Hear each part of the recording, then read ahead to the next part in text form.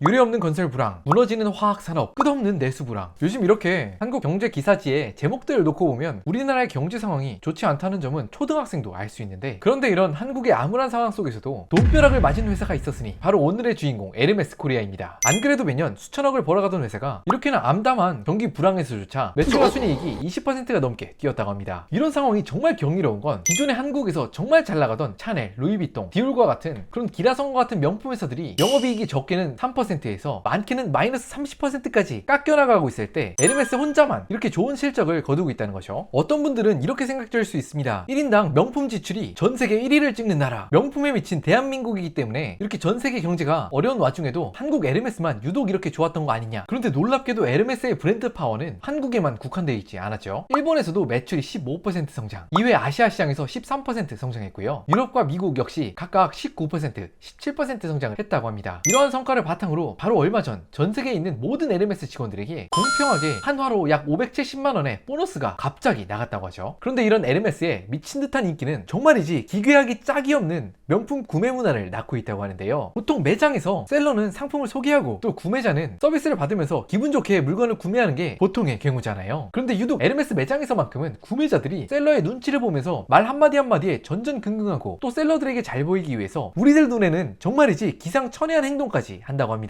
이런 광경을 본 어떤 사람들은 명품 구매자가 아니라 에르메스 노예 아니야? 라는 반응까지 보이고 있다고 하죠. 명품 시장에서 독보적인 위치에 있지만 또 그만큼 굉장히 독특한 문화를 만들어내고 있는 에르메스. 산업에 어떤 일이 있었는지 흑우와 함께 빠르게 알아보겠습니다. 반갑습니다. 흑우입니다. 오늘의 주인공은 에르메스인데요. 아마 정말 많은 분들이 에르메스는 돈을 주고 여러 매장 내 상품들을 사고 싶다고 살 수 있는 것이 아니다, 그런 이야기를 다들 한 번쯤 들어보셨을 것 같은데, 저도 처음엔 아니 그래도 매장이 물건을 팔려고 존재하는 데인데 돈을 한 바구니 싸들고 왔는데 안 파는 게 말이 돼? 라고 생각을 했지만 조금만 찾아보니 와, 정말 기가 막히더라고요. 특히나 인기 모델의 인기 색상을 사기 위해선 어디 고등학교 3학년 중간고사를 방불케 할 만큼 노트 필기라고 먼저 사전에 공부를 해가야 한다고 하는데요. 저 같은 명품 뉴비가 이렇게 준비를 해가지 않으면 셀러들에게 이런 면박을 듣는다고 합니다. 어머 고객님, 크레딧이 아직 많이 부족하셔서 물건을 받아올 수가 없어요. 여기서 크레딧이란 에르메스 매장에서 가방이나 여타 상품들을 많이 사지 않았다는 뜻이죠. 또 이외에도 고객님 차시는 가방은 기다리는 사람 너무 많고요, 진짜 잘 안 들어오는 가방이에요. 물건 구경이라도 하고 싶으시면 다른 사람 명의로라도 가방이나 다른 물건들을 사세요. 와, 이게 제 눈으로 보면서도 믿겨지지 않을 만큼 충격적인데, 돈을 들고 가서 물건을 사겠다는데 이렇게 고자세로 나오는 매장이 있나 싶은데, 에르메스에서 가장 인기 있는 모델 중 하나라고 하죠. 에르메스 버킨백을 사려면 어떻게 해야 되냐 궁금해서 한번 찾아보았는데, 에르메스 매장에서 버킨백을 구매하는데 성공한 분은 이렇게 이야기를 합니다. 에르메스 매장 내에 셀러를 무조건 내 편으로 만들어야 된다고요. 흔히 많이 하는 실수로 셀러들의 연락처를 받아가서 오늘도 가방 없나요? 새 가방 들어왔어요? 이렇게 계속 물어보면 셀러들은 절대로 안 준다고 합니다. 그리고 그런 셀러하고 친해질 수 있는 가장 좋은 방법은 셀러가 그냥 보여주는 가방들 내 취향이 아니더라도 그냥 통 크게 사라. 아니 저는 이 조언을 듣고, 아니 정말 다른 행성에서 오셨나? 일반적으로 전혀 상식적이지 않은 이야기라는데 이렇게 나와서 얘기할 만큼 에르메스에서 현명하게 소비하는 꿀팁이라니 완전 어이가 없는데, 이렇게 생각하실 수 있죠. 야 흑우야, 어차피 에르메스 매장에서 크레딧 쌓기 위해서 가방 사도 에르메스 프리미엄도 요즘 엄청나다는데 다시 중고로 팔면 오히려 돈 벌 수 있는 거 아니야? 라고 생각될 수도 있겠지만, 그런데 어디 쉽게 얻을 수 있는 것 중 좋은 게 있나요? 이렇게 셀러들이 크레딧 쌓기용으로 선뜻 추천해주는 건 대부분 비인기 모델의 비인기 색상이라고 하죠. 버킨백을 성불하면 2배에서 3배까지 중고 가격이 뛸 수 있겠지만, 오히려 그렇게 크레딧 쌓기용 비인기 모델들은 사자마자 판매 가격에서 반토막 난다고 하죠. 그러니까 실제로도 크레딧을 쌓기 위해선 매장에서 내가 원하는 모델을 얻기 위해선 적어도 3천만 원에서 많게는 5천만 원까지 쓴다는 게 허언이 아니라는 겁니다. 제가 이번에 자료조사를 하면서 정말 충격받았던 포인트는, 가방 여러 개를 사야지 그제야 버킨을 볼 수 있다, 몇 천만 원을 써야지 가죽 냄새라도 맡아본다 라는 이야기들이 풍문이 아니라 실제라는 거죠. 심지어 셀러들이 비인기 모델 가방을 권하는 건 약과고요. 어떤 고객들은 자신한테 전혀 필요가 없는데도 그냥 지인 선물용으로 에르메스의 그릇을 산다거나, 또 잘 아시는 것처럼 에르메스가 말 관련 가죽용품으로 시작한 회사잖아요. 그래서 무려 1,000만 원이 넘는 말 안장을 내가 말을 타지도 않는데 샀다고 합니다. 당연히 내가 타지라니까 바로 중고 상품으로 팔고, 이런 안장을 사서 셀러들의 실적을 올려준 걸 바탕으로 내가 원하는 에르메스 백을 살려는 목적으로요. 여기까지 들으시면 이런 생각이 드시죠? 아니 에르메스를 빨고 물어 제끼는 사람들은 도대체 왜 이렇게 난리야? 물론 고상하신 분들은 에르메스란 브랜드가 굉장히 장인정신이 있고 탁월한 소재에 실용적이면서도 우아한 제품을 만들기 때문입니다. 전 세계 모든 가방 회사 중에서 가장 압도적으로 품질이 좋기 때문이죠 라고 말씀하실 수 있겠지만, 물론 미국이나 유럽 본토에선 그런 게 조금이라도 먹힐 수는 있겠지만, 사실 사치품의 공화국 대한민국에선 그런 의미가 아니죠. 나 에르메스 가방 차. 너 무슨 가방 차니? 어머머 저 사모님 에르메스 찬다. 혹은 저 이번에 남편한테 에르메스 받았어요. 생일 선물? 아니요. 그냥 평소에 제가 잘해줬다나 뭘 하나요? 그런 식으로 자신의 위치에 대해서 자랑하고 또 우쭐하려고 사는 게 굉장히 큰 의미를 차지하죠. 그럼에도 불구하고 풀리지 않은 의미는 좀 한 가지. 명품이라고 하면 샤넬, 디올, 구찌, 버버리 이런 회사들 웬만하면 싹 다 가방이나 다른 상품들 품질이 꽤나 좋을 텐데도 유독 고객들이 에르메스 하나만큼은 원탑 내지는 다른 브랜드랑 절대로 비교할 수 없는 그 우주 너머에 있는 브랜드라고 인식하게 되는 이유가 무엇일까요? 에르메스는 사실 오래전부터 명품 브랜드이긴 했지만 지금으로부터 약 12년 전 다른 브랜드들과 아예 차별화를 시키고 개떡상을 하게 되는 이벤트가 하나 있었으니 바로 오늘의 이야기의 주인공은 에르메스의 가문 오대손, 현재 에르메스의 수장을 맡고 있는 악셀 디마입니다. 사실 자칫하면 디마 씨가 에르메스 CEO에 올라서게 된 게 굉장히 안 좋은 타이밍일 수 있었는데요. 바로 그가 CEO가 되자마자 에르메스 회사 전체 입장에서 엄청난 싸움을 준비해야 됐기 때문입니다. 이 싸움의 상대는 아마 많이들 잘 아시죠? 전세계 명품의 끝판왕 LVMH의 회장이었던 아르노 회장이 프랑스를 넘어 유럽의 자랑 에르메스를 완전히 집어삼킬 수 있도록 시도했기 때문이죠. 사실 아르노 회장은 이로부터 몇 년 전이었죠. 2010년에 지난 몇 년 동안 에르메스 지분을 조금씩 보유하고 있었다는 사실을 깜짝 발표했습니다. 지분도 에르메스의 규모로 생각해보면 절대로 적은 숫자가 아니었죠. 이때 당시 약 10%를 취득해서 보유했다고 밝혔는데 사실 이걸 밝혀야 했던 이유도 공시 대상에 떠올랐기 때문이죠. 공시 의무가 없었으면 절대로 조용히 있었을 겁니다. 언론을 통해서는 이게 단순히 에르메스의 미래 가치를 보고 투자하는 거다 어디까지나 라고 이야기를 했었으나 물론 그 이야기를 아무도 믿지 않았죠. 그 이유는 아르노 회장은 LVMH를 통해서 유럽의 수많은 명품 브랜드들을 집어삼킨 전적이 있을 뿐만 아니라 아니 투자 목적이면 에르메스 본사에도 한번 방문하고 우호적인 관계를 돈독히 다지면서 이야기도 좀 나누고 그랬을 텐데 은밀한 쥐새끼처럼 조용히 지분율을 무려 23%까지 늘려나갔다고 합니다. 누가 봐도 아르노 회장이 에르메스 전체를 탐낸 게 분명해지던 상황이었죠. 그런데 이런 아르노 회장의 공격에 맞서서야 했던 에르메스에게는 그런데 한 가지 문제가 있었으니 무려 1800년대에 창업해서 5대손까지 쭉쭉 내려온 에르메스 가문, 이 헤리티지는 평소에 물건을 팔 때는 아주 큰 자랑이 되었지만 적대적 인수를 막아낼 때는 아주 큰 장애물로 작용했죠. 저희 드라마 보면 나오잖아요. 이 사회에서 경영권 탈취를 위해선 뭐가 필요한가요? 지분이 필요하고 또 그 큰 지분이 소수 인원에 속해 있어야 되잖아요. 그런데 이미 에르메스는 5대손을 내려오면서 그 지분이 무려 200명에게 희석된 상태였다고 합니다. 그런데 이때 기적적인 일이 발생했으니 그간 아르노 회장의 업보였을까요? 명품 회사들이 아르노 회장 손아귀에만 들어가면 완전 원가 절감에 브랜드 가치가 폭삭 주저앉는다. 우리 에르메스 가문에 자존심이 있지 에르메스 브랜드마저 그렇게 변할 수는 없다 라고 생각한 일가 200명 중 절대 다수가 모여서 과반수의 지분을 확보하는 데 성공했고요. 바로 이 중심에 가문에 과반수가 넘는 지분을 모으는데 디마의 역할이 엄청나게 컸다고 하죠. 그리고 그 뒤에 에르메스의 행보가 상당히 주목이 되었는데 이렇게 디마가 아르노 회장과 정말 강력하게 맞섰던 이유 바로 에르메스의 브랜드 가치를 지키기 위해서잖아요. 그 이후로도 그러한 철학을 꽤나 충실히 지킨 것 같죠. 에르메스 전체 21개 공장 중에 아직도 20개가 프랑스에 위치해 있다고 하고요. 에르메스의 가방을 기다리는 사람이 그렇게나 많으면 조금 물량을 풀어도 될 텐데 에르메스의 가방은 흔할 수 없다 라고 생각한 탓인지 생산량 증가가 연평균 6%밖에 안 된다고 합니다. 그런 탓인지 여타 다른 명품 라인업 중에서도 그나마 에르메스가 예전에 그 명품의 위상을 지키는데 성공했다고 하죠. 여기까지만 들으시면 아니 희구야 그렇게 몇백만원 심지어는 몇천만원까지 가방을 받아 처먹는데 당연히 본사에서 장인들이 직접 가방을 만들고 또 명품이라면 그렇게 많이 만들어내지도 않고 해야 되는 게 정상 아니야? 뭘 당연한 걸 했다고 에르메스를 칭찬해줘? 라고 생각하실 수 있겠지만 저희 모두 봤죠. 명품 회사라고 저희가 인식을 했던 여러 회사들이 노동 착취를 하면서 원가는 고작 몇만원 수준의 가방을 만들 만큼 제조 원가는 땅에 떨어뜨렸고요. 자사의 물건이 좀 잘 팔린다 싶으니까 공장을 쭉쭉 늘려서 100만 개 만들던 시계를 생산 수량을 쭉쭉 늘리는 회사들의 그런 모습을 저희는 너무나 많이 봐왔기 때문에 에르메스란 브랜드를 보면서 느낀 건 명품 브랜드가 지켜야 될 가장 기본적인 원칙을 지키고 있다는 탓에 브랜드 가치가 되려 떡상하게 되었다는 건 참 여타 다른 브랜드들이 곱씹어야 될 문제가 아닌가 싶기도 하고요. 또 한편으로 에르메스 구매자들의 정말 신기반기한 이런 셀러들과 라뽀를 쌓고 또 크레딧을 쌓는 문화를 보면서 우리 이수지 씨가 다음에는 바로 이곳에 진출해야 되는 게 아닌가 하는 그런 생각도 드네요. 에르메스 매장에서 찍는 이수지 씨,